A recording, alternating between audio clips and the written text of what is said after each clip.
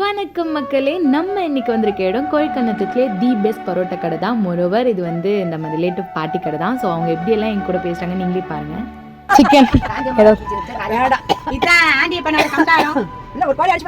ஏன் நீங்க குடல் போடல? ஏன் நீங்க பரோட்டா சொல்ல?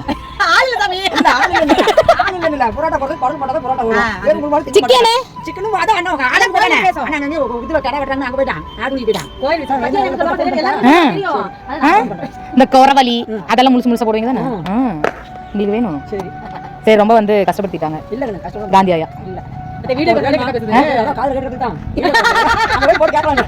போட்டு கேட்கறதுல யூடியூப்ல வரும்.